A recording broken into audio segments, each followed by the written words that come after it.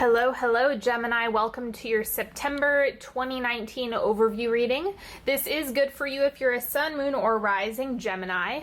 And before I get started, please take a moment to subscribe, like this video if you'd care to, and check me out on Instagram at Onyx Healing, where there's way more content, way more good stuff waiting for you. And then the other thing that if you're into energetics and everything, go check out the podcast as well, because there's lots of cool content on there. Now, I'm going to do this reading much differently than my other readings, so I'm just going to lay out 10 cards in whatever formation I feel called to, and then we'll go from there.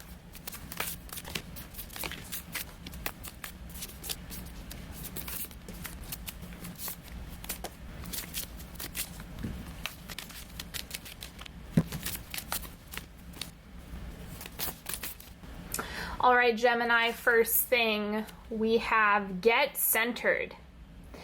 When it gets to be too much, whatever it is, I close my eyes and return to my center. In my center, I have the wisdom and tranquility of a blank favorite animal, holding a magical item, floating through space on a piece of furniture. So the way I see this is September is going to be a month where getting grounded within yourself, hello Virgo season, is going to be central to your success, your endeavors, your manifestations. All of that stuff is going to come from a place of getting centered within yourself and really focusing on what is it that you're actively creating? Where are you focusing your attention? What's growing? What actions are you taking? Really finding what's going on inside and what's driving you this month. And then let's see the Miracles Now card. We have I begin my day with love. This has to do with getting centered as well. Really tuning into higher frequencies, if that makes sense. I know that sounds cliche and cheesy. I do think it's cheesy, but it's true. It's like positive emotion will carry your intentions farther than emotions that are really draining and exhausting and don't feel good. So that's the importance of starting with love, starting with something that feels good, starting your day from a place of setting your intention for what you want to create. That's the best way I can put it. And then we have Deer.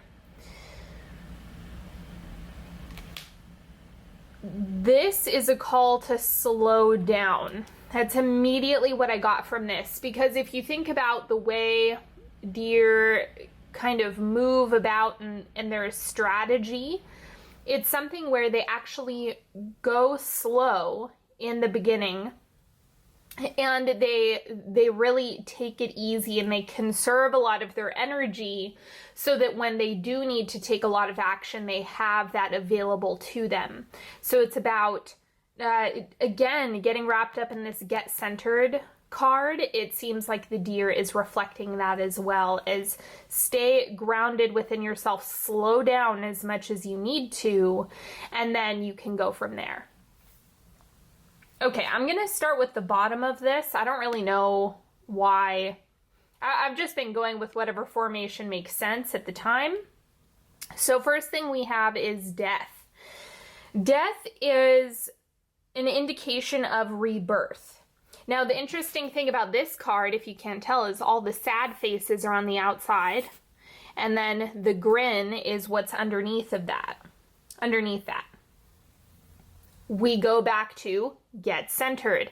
What's the intention around how you want to feel? What are you doing in order to perpetuate those emotions? Because it's not something that we do and don't have control over emotions. But remember that even when things go south or they feel really difficult, there's a lot of tools that you have at your disposal to shift it faster. And it's a practice of shifting your emotional state. And so that's what I'm seeing here is as things come up, being able to move away from feeling as though everything's falling apart and instead kind of grounding yourself out. So let's see what else is coming up here. We have the Four of Pentacles. And then since this one popped up already, We have the Three of Pentacles, so you have hard work and then also watching yourself for scarcity. So one of the big things as you're trying to make changes, there is a kind of innate drive to project past events onto the future. And it takes work to shift out of that pattern. And that's what I'm seeing, especially with that Death card, is just because things have gone south before or just because things have been difficult previously doesn't mean that's an indication of how things will always be forever and ever. Except you really have to make an effort to shift out of that way of thinking, which can feel like a full-time job. So whatever your circumstances are, or whatever it is that you're working on or trying to get or trying to make happen or whatever, the most important thing for you to remember is that you have the ability to make internal shifts that will really open up a lot of doors for you. That's essentially what you're trying to do. So if you feel like, no, I should withhold, I should pull myself back, I shouldn't invest in that thing, or I shouldn't invest in myself, that's scarcity. That's the mindset of whatever I do isn't going to pay off. Or whatever I give, I'm not going to get in return, or my efforts are going to be wasted. You know, there's a lot of that energy sitting down here, and it's about shifting out of that in order to see something different. You know, you can experience the same things over and over, but until you make a decision to start working on perceiving it in a new way, it's gonna remain in the same echo chamber. And then we have the Star. See, this is about faith, even if you don't know where it's coming from or how things are going to work out or where things are going to go. The Star can be really scary because if you're coming from a place of trying to withhold or like there's not enough, then part of the energy to shift into faith, even if you can't see it, is a big leap. You can get there, just remember that it kind of feels like it feels like it's crazy. That's the best way I can explain it. So it's okay if it feels really uncomfortable to start exercising more faith, but the Star is what tells you you've got to put faith in something outside of the material world. Otherwise, you're going to start to feel suffocated by circumstantial stuff, which is the importance of breaking out of that. And then we have the Sun. Make room for play, make room for pleasure. Understand that while you're on your way to getting the things that you are working for, all of the time in between is time where you can really be enjoying yourself in whatever capacity. Maybe it's big, maybe it's small. But at the end of the day, the Sun is a reminder that you really want to enjoy the time that you do have. Let's see what else is coming up. We have the Ten of Knives. I'll clarify this to get a little more context.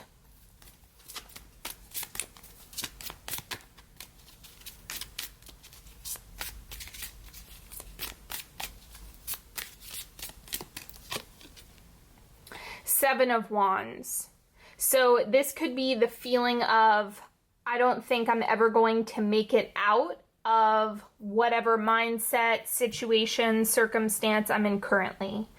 And the Ten of Swords really encourages you to release whatever needs to be released. I don't know what that's going to be, but part of it is the emotional space, right? It's not about never having a bad day again. That's oversimplified. I don't actually agree with, you know, drowning people in positivity. I think that's ridiculous. Sometimes things are really hard. But if you're only fixating on it's never going to go well, everything's a bust, this isn't going to shift, that's where you can kind of feel like you're never coming out of it. That's the Ten of Swords is kind of highlighting a need to see yourself coming out of whatever situation before it happens, right? Because there's no way to cognitively understand all of the different circumstances, all the different things that could happen in order to shift this and really uplift you and put you in a position that you do want. So that's where it's kind of like, even if you can't see it, we go back to the star. The star is saying you kind of have to have blind faith that you're going to get out of or shift your circumstances, even if you don't know where it's going to come from yet. And then we also have the Four of Knives. It's okay to slow down. Like, remember, we have the deer on the table as well. This is an indication to rest. Like, don't stare directly at problem solving, especially if that's making you conjure up feelings of defeat.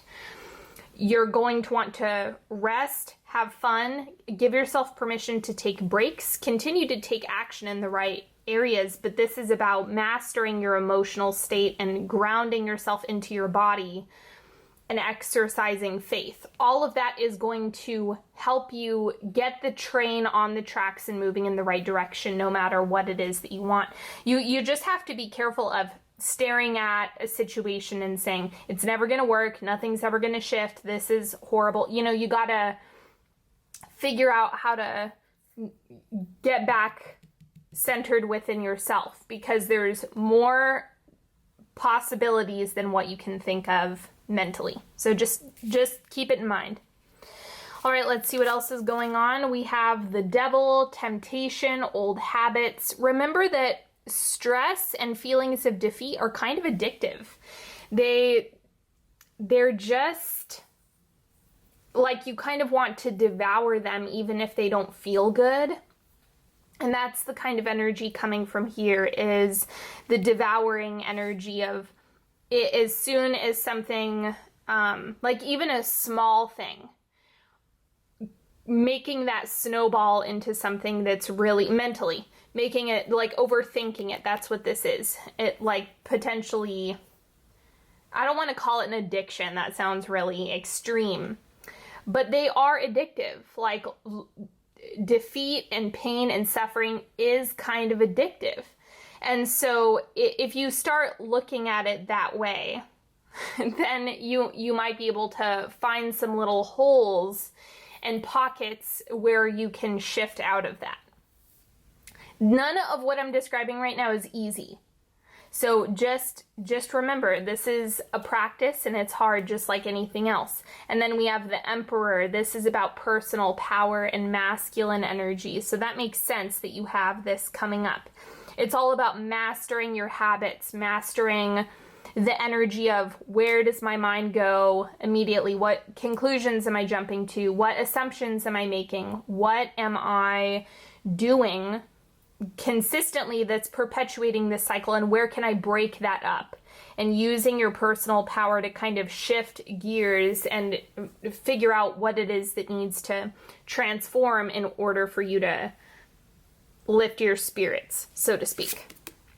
And then we have the Seven of Wands. This is you kind of emerging out of feeling like it's a place where you were stuck in the mud, or you were kind of in the weeds a little bit with something, or this is like, I don't know how I'm going to make it out of this situation, but I am. Same card that we had popping up there. And to clarify, we have the Sun. So it looks like the solution is play. You have to play in order to loosen up the energy. I know it's counterintuitive, but this is where, okay, let's say something, like, let's say you got a ticket. You got, like, something small happened. Where do you go with that? What's the first thing that you jump to? What's the initial place that your mind goes? That's what you want to evaluate and check in, because the devil is like, oh, it's a catastrophe. This is like the shadow thoughts. How can you reframe that for yourself? You know, so consider those things and how you, it doesn't mean that you just numb yourself with fun, but it's about how can you find little ways to transform your energy, to center yourself, and to find a new perspective. If you can't find a new perspective, then it just makes life a lot harder, and I don't think that's 100% necessary. It's our job, essentially, to figure out how else we can think about things so that this experience isn't as painful as it would otherwise be. And then we have the Queen of Cups. Yep, this is emotional mastery and understanding where, like, what your emotional state generally is, where you want it to be, and what strategies you can implement in order to make those changes. So the Queen of Cups is just brutally honest when it comes to her feelings. And so this is the month to do that.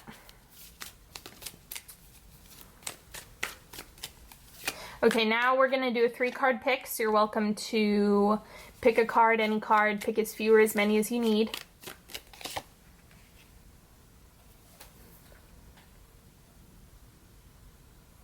All right, card number 1. Judgment, final decisions. It's like, pick something and stick to it. Try not to fuss around too much or second guess yourself. It's like you're just going to have to make a decision and see it through. I don't think it's going to be something where you can necessarily explore all possibilities at the same time. You're probably going to need to just decide, commit to it, see where it goes. If you need to change direction later on, that's fine. Just don't come from a place of wishy-washiness. And then card number 2, we have the 2 of Pentacles. You're just going to have to be mindful about your yeses and your nos. What do you feel like is really weighing on you in terms of like what feels good, what doesn't feel good, what do you really want to say no to, or what are you saying yes to that you really don't want to, and where is that kind of gumming up the works? It's just calling attention to what is your actual desire, what is actually underneath the surface, and are you aligning with that or denying yourself from that space? Card number 3, we have the Chariot. It might feel chaotic in this moment, but I promise you it's going to smooth out. The Chariot is about a lot of forward progress and forward movement, even if it feels really destabilizing. So it's okay if you're feeling that way this month. Know that things are going to even out. You just kind of have to ride out this wave and just let it kind of carry you wherever it needs to carry you.